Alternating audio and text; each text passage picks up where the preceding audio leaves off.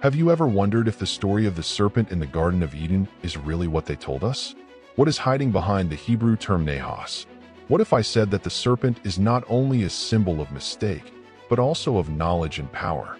Over the centuries, this figure has been associated with Satan, but the original text suggests something much deeper and surprising. Christian tradition has consolidated the serpent as the villain who led Adam and Eve to the fall, but there are alternative interpretations that completely change this perspective. Ancient civilizations such as Sumerian, Egyptian, and even Gnostic texts have snakes as symbols of wisdom and transformation. What if the serpent was actually an agent of lighting and not of perdition? In this study, we will explore the secrets of the serpent in Genesis 3, from its roots in Mesopotamian mythology to its connection with divinity and free will. Did the serpent really deceive humanity, or reveal the forbidden knowledge that brought them closer to divinity? What can original Hebrew texts and their cultural connections teach us about this enigmatic narrative? Get ready for an intellectual and spiritual journey that will challenge everything you thought you know. What you are about to discover can completely transform your vision on the Garden of Eden and the meaning of original sin. Shall we start? In the original text of Genesis 3, the Hebrew word used for serpent is Nahas. But here is the curious detail. Besides literally meaning snake, this word is also associated with enchantment, divination, and hidden knowledge. This suggests that the snake in the story of Adam and Eve was not just a talking reptile, but a symbol loaded with mystical and spiritual meanings. Was the serpent a chaos agent or a lighting carrier? In ancient Hebrew tradition, many words had multiple meanings, depending on the context. Nahas could be interpreted as a supernatural being or even a metaphor for the search for forbidden knowledge. If we look at neighboring cultures, such as Sumerian and Egypt, we find serpentine figures linked to wisdom and divine power. This leads us to question, was the serpent a villain, or simply a mediator of hidden truths? In addition, there is an interesting parallel with other biblical passages. In the book of Numbers, Moses raises a bronze snake to heal the Israelite people, which reinforces the idea that this symbol was not exclusively evil. If in the desert the serpent was a healing instrument, why would it be only an agent of destruction in Genesis? Perhaps the answer is in the way texts have been translated and interpreted over the centuries.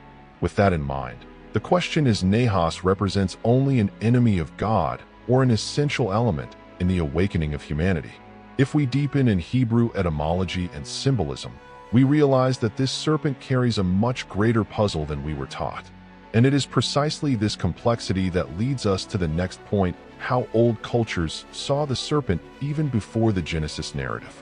Long before the story of Genesis was written, the serpent was already a powerful symbol in various cultures.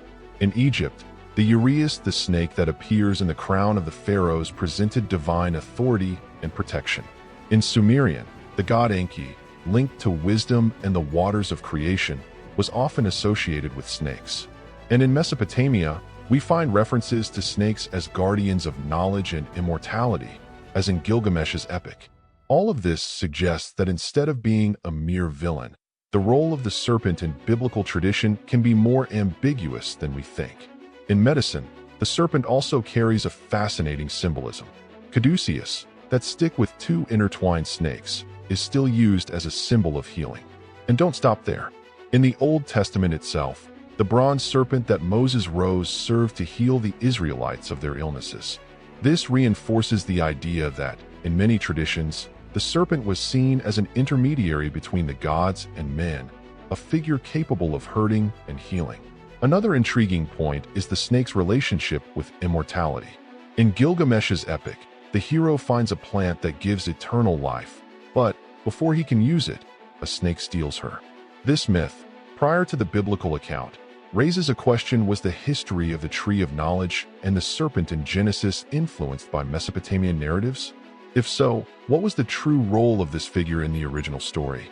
When we look at all these connections, we realize that the serpent was much more than just a symbol of evil. It represented power, knowledge, and the border between the gods and humanity. But then, if in so many ancient cultures the serpent was a positive symbol, why does Genesis depict her as an agent of the fall? This is the mystery that we will explore below. plunging into the narrative of the Garden of Eden and the true role of the serpent in the transformation of humanity. The scene in the Garden of Eden is one of the most iconic in the Bible. The serpent approaches Eve and questions the divine order. But pay attention, she gives no command, no strength Eve to anything. Instead, ask a question that plants a question. Is that right, God said? This detail changes everything. Instead of a typical evil figure, the serpent appears as a questioning being, someone who instigates reflection. But was that an act of mistake or an invitation to discovery? When Eve and Adam eat the fruit of the tree of knowledge, something unexpected happens. They do not die immediately, as it might seem at first glance, but their eyes open. Had the serpent tell the truth? Did the knowledge they acquired push them away from God, or made them more similar to him? In the very text of Genesis, God says, "Behold, man has become one of us, knowledgeable of good and evil." This raises a theological dilemma. Was the serpent a liar or a revealing of the truth? Another intriguing point is the punishment of the serpent. The text says she would crawl and would be cursed among the animals. But wait there, this suggests that before she would not crawl. Was the Genesis serpent 3 more than a common reptile? In some ancient Jewish traditions, there is the idea that the serpent was a higher being, perhaps even angelic, before its fall.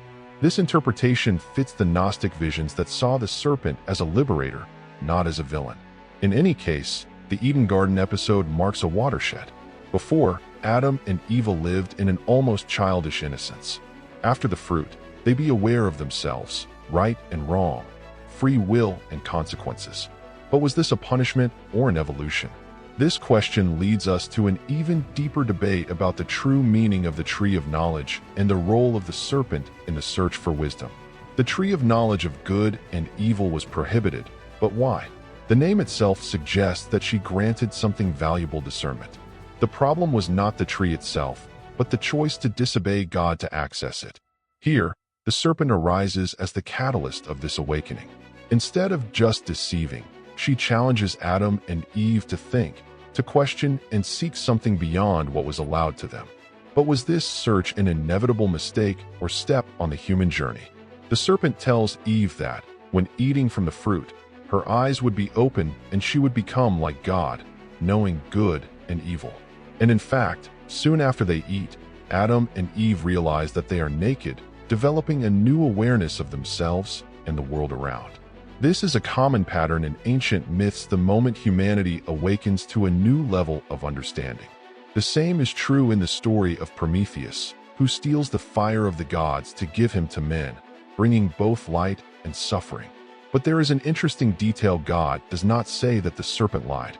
On the contrary, it confirms that humans have acquired divine knowledge. Does this raise a dilemma? Was the truth in the search for understanding, or how it was acquired? Some scholars suggest that Genesis 3 is not just about disobedience, but the transition from humanity to a state of conscience and moral responsibility. In other words, original sin may not be about evil, but about the price of knowledge. If we interpret the story in this way, the serpent is not only a symbol of temptation, but also of enlightenment. This is a recurring theme in various mystical and philosophical traditions. What if, instead of simply falling, Adam and Eve evolved into a new stage of existence? This view leads us directly to the next question: how did other cultures and religions see the serpent as a symbol of power and transformation? The Genesis serpent is not an isolated case. She appears in mythologies from around the world as an ambiguous symbol, oscillating between destruction and wisdom. In Egypt, the snake Uraeus adorned the crown of the pharaohs, representing protection and divine authority. Already in Mesopotamia, the god Enki, associated with wisdom and primordial waters, was often linked to snakes. This shows that, long before the Judeo-Christian tradition, the serpent was already seen as a complex being, sometimes beneficial, sometimes dangerous. In the Greek world, we have Side, the shadow dragon that kept the golden apples of the Garden of Hesperides. This detail does not go unnoticed. A serpent keeping a fruit of wisdom and immortality very much remembers the narrative of the Garden of Eden. But there is also a curious parallel with Asclepius, the god of medicine, whose stick with a rolled snake has become the symbol of healing to this day.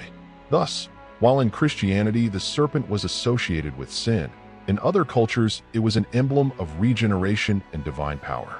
And we must not forget the Hebrew biblical tradition. In the book of Numbers, Moses raises a desert bronze snake to heal those who had been bitten by poisonous snakes. This creates an intriguing paradox. The serpent, which can bring destruction, is also a vehicle of healing and salvation.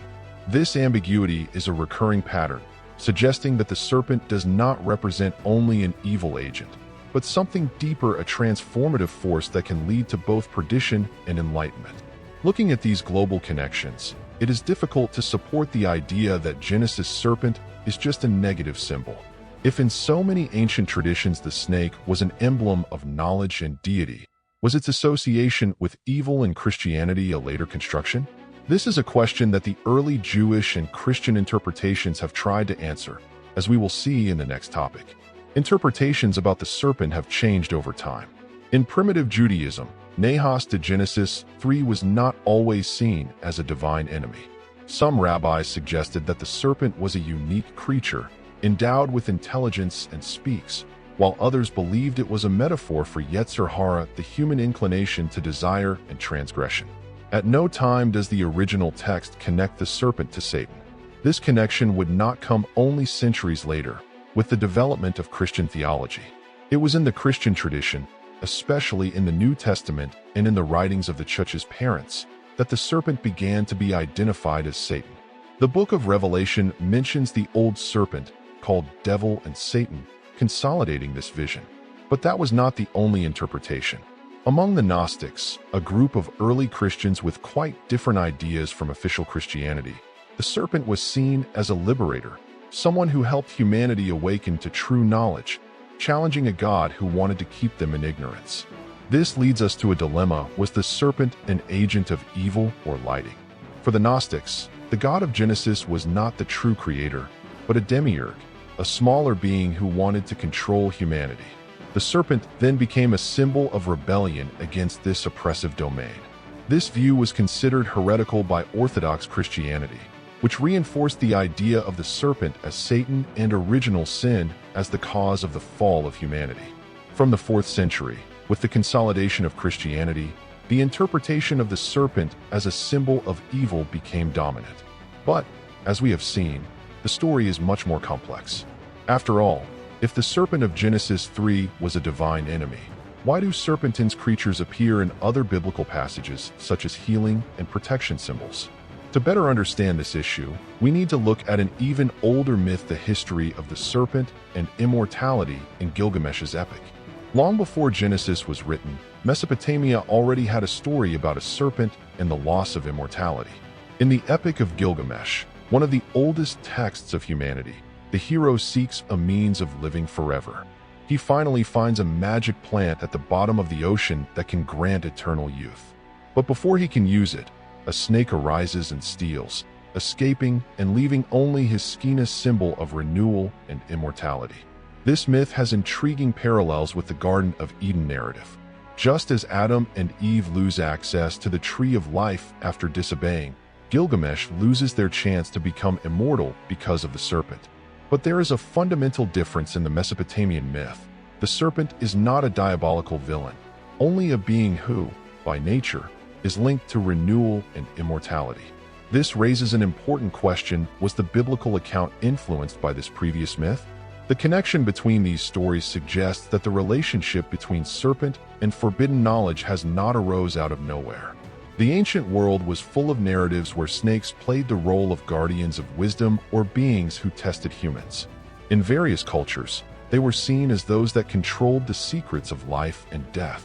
But while in Gilgamesh, the serpent only acts on instinct, in Genesis, she becomes a character who dialogues and reasoning, raising her symbolism to a deeper level. If Genesis was influenced by previous traditions, this changes the way we understand the serpent and its role in the fall of humanity. Did the serpent have not stole immortality, but on the contrary, revealed a way to something bigger? This is a mystery that connects directly with an even more complex theme: the transformation of humanity and the concept of free will. What really happened in the Garden of Eden? Was it just a fall or an awakening? Before they eat from the fruit, Adam and Eve lived in a state of innocence, without awareness of good and evil.